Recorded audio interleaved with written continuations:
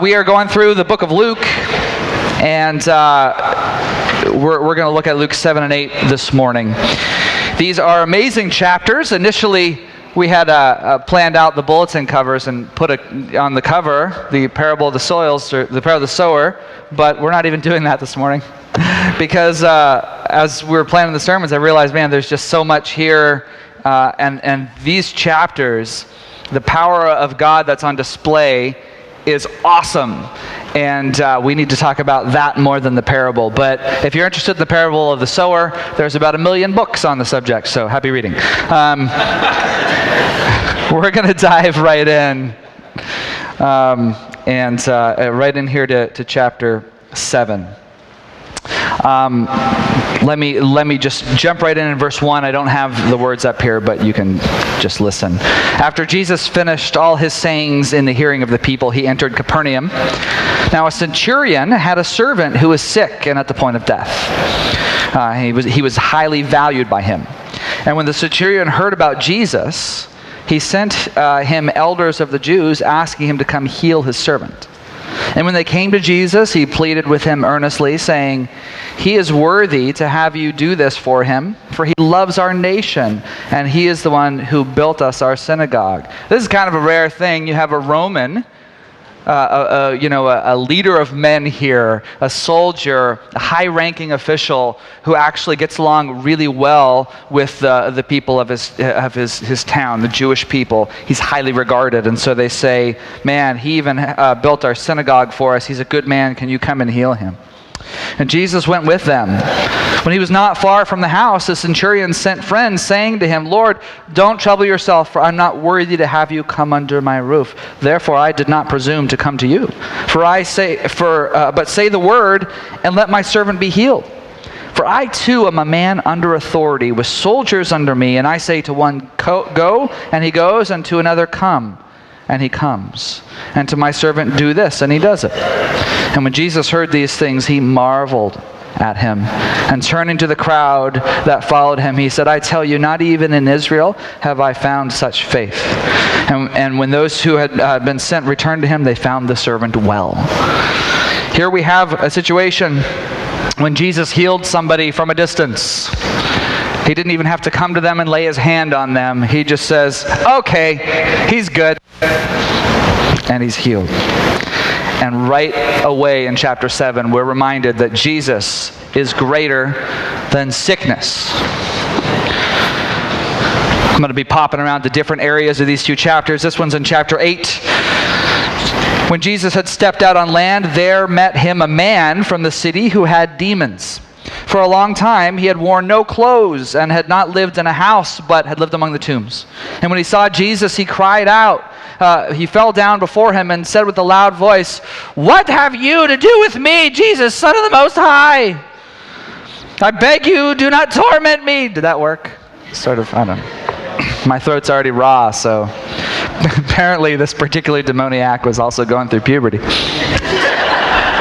He commanded the unclean spirit to come out of the man. Now, for many a time, the demon had seized him. He was kept under guard and bound with chains and shackles. But he would break the bonds and be driven by the demon into the desert. This is a serious situation, right?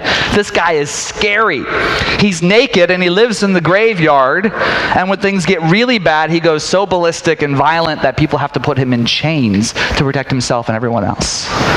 Pretty intense. And Jesus comes in there and goes, "Hey, how about you be gone?"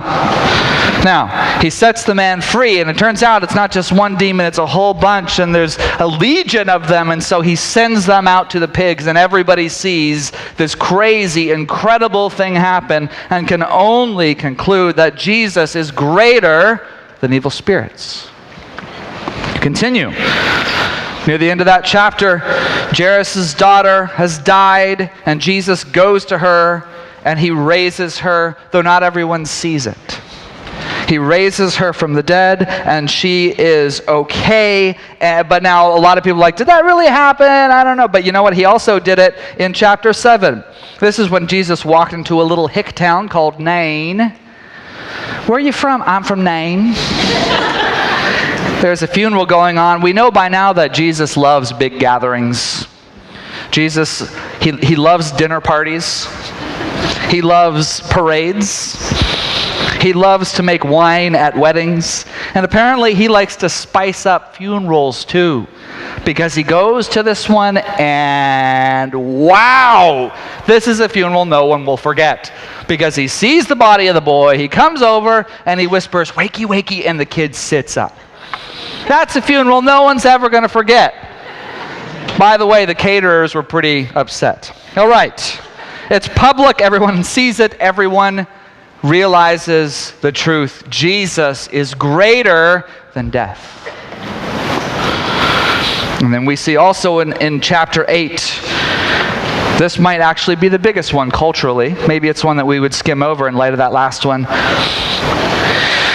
But Jesus is in a boat with his disciples, and they're going across the Sea of Galilee, and a storm hits them, and it freaks even the disciples out, and a lot of them are fishermen, and so they're going, "Oh, what's going on?" And they're crying out. Jesus is sleeping, by the way. He's just sleeping in the boat. You know? It's like filling up with water. He's like, you know, they're like, that's how much peace he has, you know?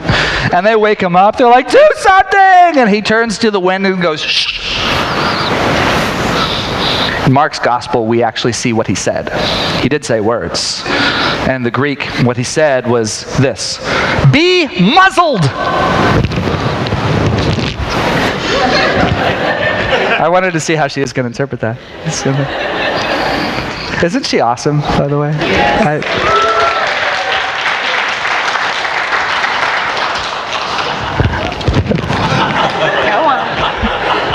I just love this. I love that we can do this. It's fun. Be muzzled. Now, interestingly enough, Jesus said the exact same thing to a demoniac at a different time who was screaming out and interrupting him. And he said, "Be muzzled. Be silent." He said that to the wind and the waves. Now, I find that really compelling. Because for one thing, the ancients, when they looked at the sea, they looked at the sea as a place of chaos, and the sea ruled by the evil spirits that was so untamed. And he looked at that. He looked at the wind and the waves and the mightiest forces of nature and says, "Shh." And it obeys him. Jesus is more powerful than the wind and the waves and all the spirits that claim to rule over them. Are you getting the picture yet? He rules over a lot of things. And finally we come to this scene. And this scene just slays me. Luke 7:36-50. Let's read it. One of the Pharisees asked him to eat with him. And he went into the Pharisee's house and reclined at a table. And behold, a woman of the city who was a sinner, when she learned that he was reclining at the table in the Pharisee's house, brought an alabaster flask of ointment, and standing behind him at his feet, weeping, she began to wet his feet with her tears, and wiping them with the hair of her head, and kissed his feet, and anointed them with the ointment. Now when the Pharisee who invited him saw this, he said to himself, "If this man was a prophet, he would have known who and what sort of woman this is who's touching him, for she is a sinner." And Jesus, answering, said to him, "Simon, I have something to say to you." He answered, "Say it, teacher." I wonder if his voice was quivering a little bit. Like maybe he said that a little bit too loud and was like, "Oh no, I'm in trouble now." I've seen what Jesus does to people sometimes here. And he turns things around a little bit, and I'm a little, well, maybe you should be nervous. No, Jesus says, "A certain moneylender had two debtors. One owed 500 denarii, the other 50. And when they could not pay, he canceled the debt of both. Now, which of them will love him more?" Simon answered, "The one, I suppose, for whom he canceled the larger debt." And he said to him, "You have judged rightly." Then, turning toward the woman, he said to Simon, "Do you see this woman? I entered your house. You gave me no water for my feet, but she has wet my hair with her tears and wiped them with her hair. You gave me no kiss, but from the time I came in, she has not ceased to kiss my feet. You did not anoint my head with oil, but she has anointed my feet with ointment. Therefore I tell you, her sins, which are many, are forgiven, for she has loved much. But he who's forgiven little, loves little." And he said to her, your sins are forgiven. Then among those who were at the table with him began to say among themselves, who is this who even forgives sins? And he said to the woman, your faith has saved you. Go in peace. What a story. Who is this who even forgives sins? See, it's one thing to be a great teacher. It's another to perform great miracles, but it's quite another to forgive sinners. Only God can do that. Everybody knows that. Everybody knows it's only God, and here he is making this statement, your sins are forgiven. I'm looking at the story. I want to zoom out for a moment and point out something about Jesus' treatment of women. I'm going to read from this book again. I did this a few weeks ago, and people kept asking, what is the book? And it's this one. It's the one that Jesse Whitaker and I are doing for our home group right now, which has been amazing, by the way. I'm sure we'll do it again. Confronting Christianity by Rebecca McLaughlin. If you have questions and if you're not sure about the faith, if you're like, man, I don't know about this Jesus, I have all these questions, and like, you know, does Christianity crush diversity or muzzle women? Those kind of, like, all of these things, they're very good questions, and she does a wonderful job at exploring these questions and giving some answers. And this is the chapter on women. And so I'm going to read you a page here, and hang with me because she's talking specifically about the book of Luke, which we're reading. And after I read this, I think I'm never going to not notice this. So I want you to never not notice this also. You ready? The portrayal of women in the Gospels, particularly in Luke's Gospel, is stunningly controversial. Luke constantly pairs men and women, and when he compares the two, it's almost always in the woman's favor. It's kind of interesting. He gives the example, first of all, of the birth announcement to Mary and the birth announcement to Zechariah, and how Zechariah and Mary basically ask the same question, but Zechariah gets punished and Mary does not. And he keeps going. She keeps going. The adult Jesus consistently weaves women into his preaching. In his first sermon, he enrages his audience with two Old Testament examples of God's love reaching beyond the Jews. One is a woman and the other a man. We talked about that just a couple weeks ago. In Luke 15, the female-oriented parable of the lost coin is nestled between the male-oriented parable of the lost sheep and the lost son. In Luke 18, the female-oriented parable of the persistent widow is paired with the male-oriented parable of the Pharisee and the tax collector. Even as he approaches crucifixion, Jesus stops to address female mourners in Luke 23. In a male-dominated culture, his attention to women throughout his preaching is remarkable. This is unheard of in the ancient world, because women were still, by most cultures, considered property. The male and female thread works its way through Luke's healing accounts. First, Jesus heals a man with an unclean spirit. Then he heals Simon's mother-in-law. In chapter 7, he heals a centurion's servant, then raises a widow's son. Out of compassion for the grieving mother, in chapter 8, he heals a man with a demon, then a bleeding woman, then a synagogue ruler's daughter. Do you see this? He is paying so much special attention here. It's incredible. Skipping down, Jesus' elevation of women as moral examples is even more striking. In Luke 7, he's dining with Simon the Pharisee. So we're back to our story here. When a sinful woman, likely a prostitute, disrupts the party, she weeps on Jesus' feet, wipes him with her hair, and anoints him with ointment. And of course, Simon is appalled, and Jesus turns and compares the two. And in every case, on every count, Jesus elevates the lowly. In every count, she comes out higher than he does. Jesus shows special care for this woman. And he shows special care for women in general. Now, I want to go back here. Who was she? Okay? Who was she? People often say it was Mary Magdalene. I don't think this is true. I honestly think people get compared with the other story of Mary of Bethany doing the same thing. But Mary of Bethany is not Mary Magdalene in the first place. This woman's not named. I think Luke would have mentioned if that was her. But it doesn't matter.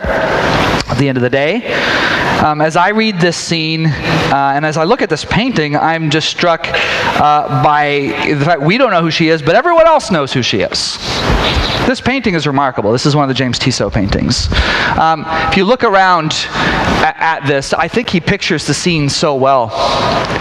Up here, he's got this one who's very concerned on the right side. He's going, oh dear, this can't be good. Up in the top there, you've got the man whispering to a woman going, doesn't he know? You've got this guy turning and saying something, going, hey, you guys better check this out. And up on the top right, you have a servant carrying a tray going like this. Ooh. It's quite a scene. And I think he pictures it beautifully. And if you don't mind, I want to use a little bit of imagination ourselves here this morning as we imagine what is going through her mind. Everyone knows her reputation. Everyone knows who she is but us. Jesus knows, though. Everyone knew her reputation. The small town gossip knew all about her. She was the subject of many scandalous posts on the community Facebook page.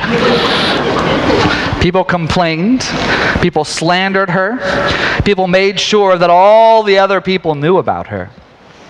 And yet here's Jesus, who is absolutely unfazed by her reputation and unfazed by the entire scene. Is she an adulteress?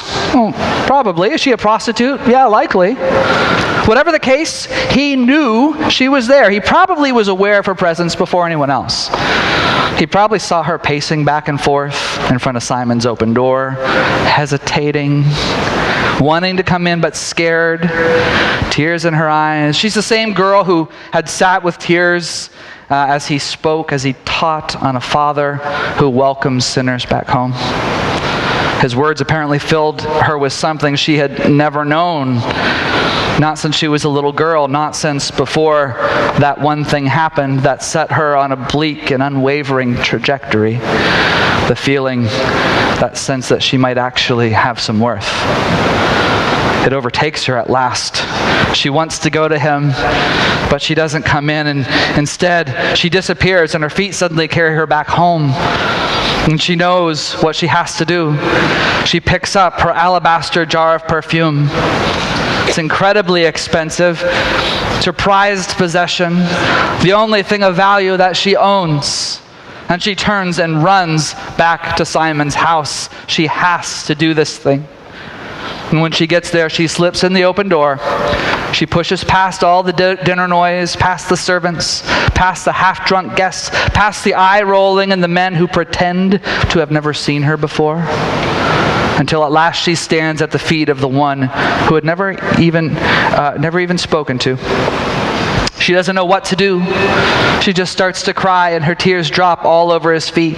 The room goes silent except for the grunting and the tisk-tisking and the audible sighing, but she doesn't care. She gets down on her knees and cries harder on his feet, and she breaks open the jar and pours the perfume all over his feet. And everyone's watching, and she can feel their scorn, but she pushes it all back and does something she would never normally do in public. She lets her hair down. The scene would already raise eyebrows because of the perfume, but now her hair is down and she's toweling his feet dry as she rubs in the ointment. She can't see Jesus' eyes, so she thinks to herself, what am I doing? What am I doing? I'm making an even greater fool of myself. Get it together, woman. Come on. But she can't stop. And then she makes the situation even more scandalous. She begins to kiss his feet. The theologian Greg Boyd points out how much sense this makes. She's just using what she has. You see, Simon the Pharisee, he has a nice house. He has wealth. He can throw a dinner party for Jesus. She doesn't have a house. She doesn't have a bunch of food. She doesn't have servants. But you know what she has? She has really beautiful hair. And she has perfume, which is probably even a tool of her trade. And you know what else? She knows how to kiss. And that's what she can give. That's what she has. So she says, I'm going to give all that I have to this Jesus. And she brings those things, even with her reputation, and she pours herself all over him, knowing full well that people will think it's something sexual. They're wrong, and she doesn't mean it that way. And dear God, let him not think I mean it that way, she prays. And she pours out her thanksgiving to him in an unmistakable miracle. And here was the miracle. She proved here that Jesus is greater than shame. He's greater than shame. There's a band in the early 90s called The Violent Burning, and they wrote a song about this particular scene. I'm going to give you the words. In the night, the harlot moves across the floor. She turns the handle on the door. 100 eyes seem to look right through her. Why is she there? They're not sure. Behind her love, she falls down to her knees. Without a word, she begins to weep, and her tears fall down upon his feet. And she smothers them with kisses and dries them with her hair. In my life, sorrow has kissed my lonely heart.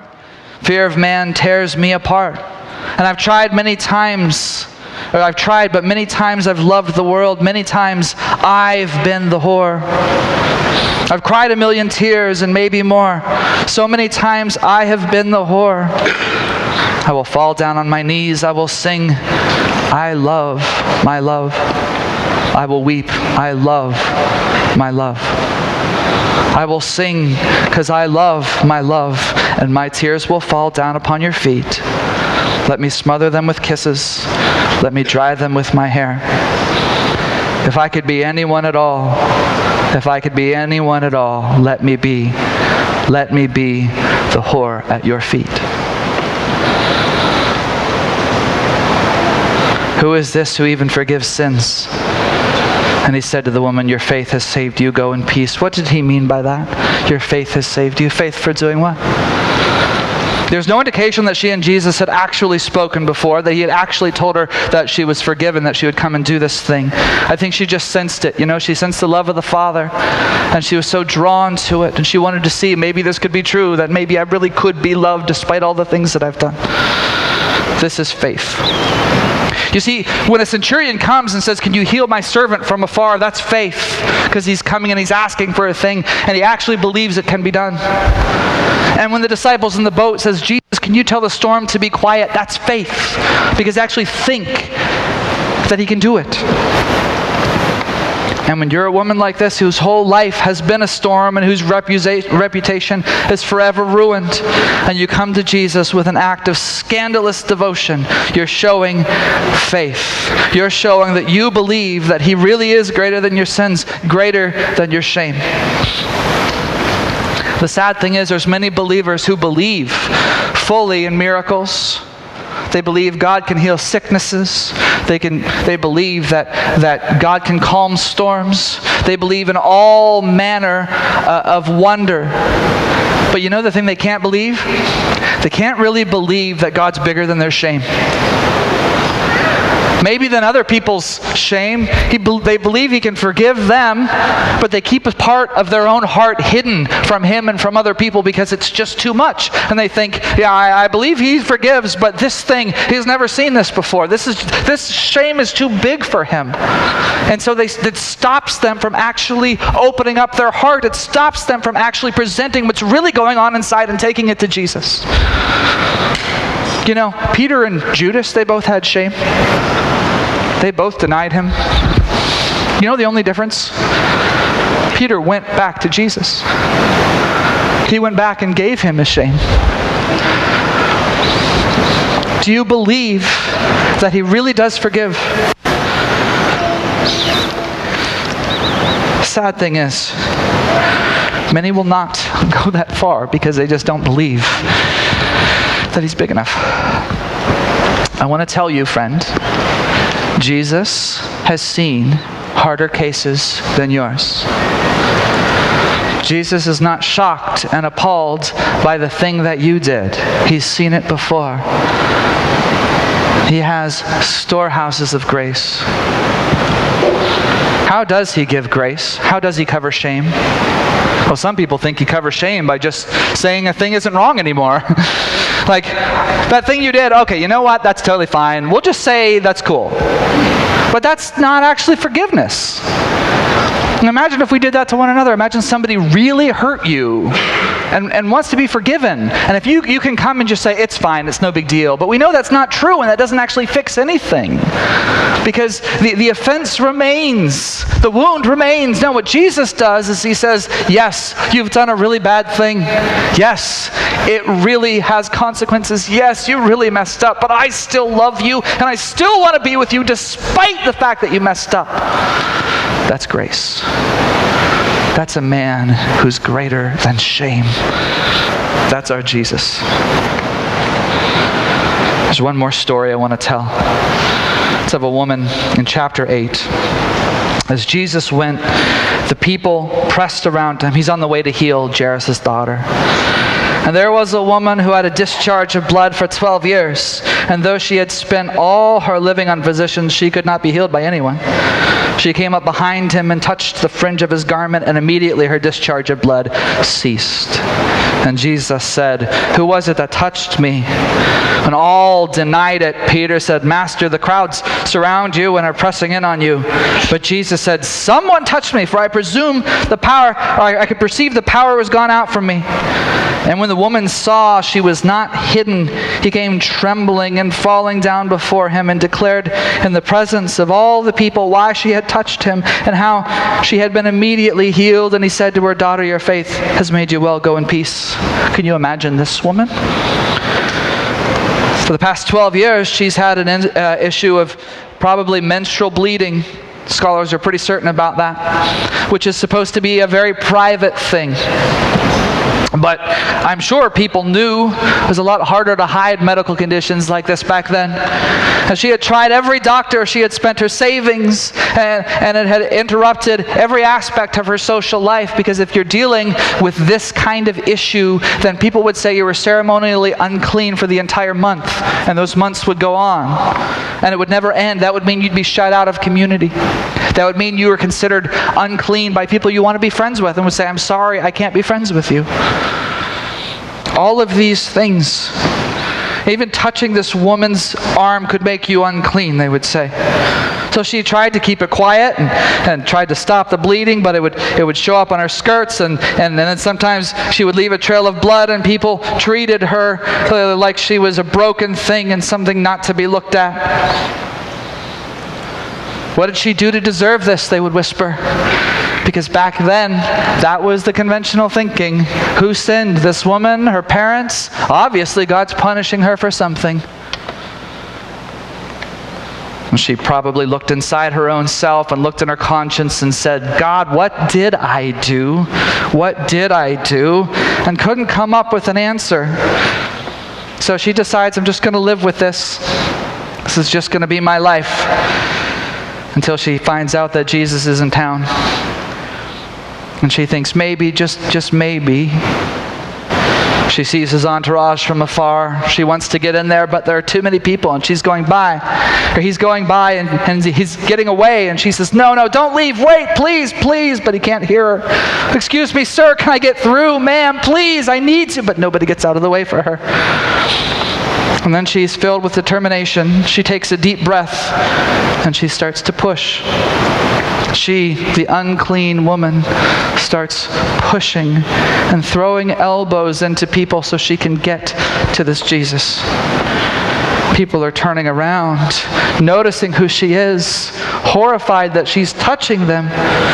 And she ignores them and keeps pushing until at last she comes within an arm's reach of Jesus, and she stretches out her hand, and the minute she touches him, she can feel heat pulsing through her body. And it hurts for a second, and she falls to the ground and closes her eyes, and she knows, she can feel it. She can feel it. It's over. She's healed. This woman had shame also. Shame that was never actually hers to carry. Shame of one who was thought to be guilty, who wore a label. Shame from a person whose prayers haven't been answered.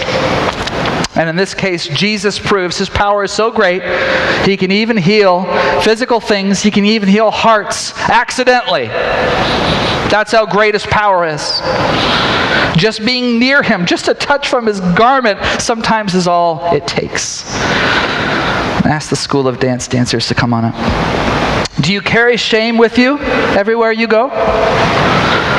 Some of us do. Some of us carry shame from past deeds, from secret indiscretions, from past struggles that you thought you just had to cover up. Sometimes people share or carry shame that was placed on them. Regret for things they never actually did. Carrying weight they were never meant to carry. Either way, friend, whether you're living with something that you did and can't seem to get clean over, can't seem to feel that shame lift, whether it's because of your own past and a decision that you make or decisions that you made or something someone else put on you, I want to tell you Jesus Christ is greater than shame. He's greater than all of it. He's bigger than your failures. He's greater than your reputation. He is the great miracle worker who can conquer anything, even the dirt, even the grime that we feel on our souls. He is the miracle worker.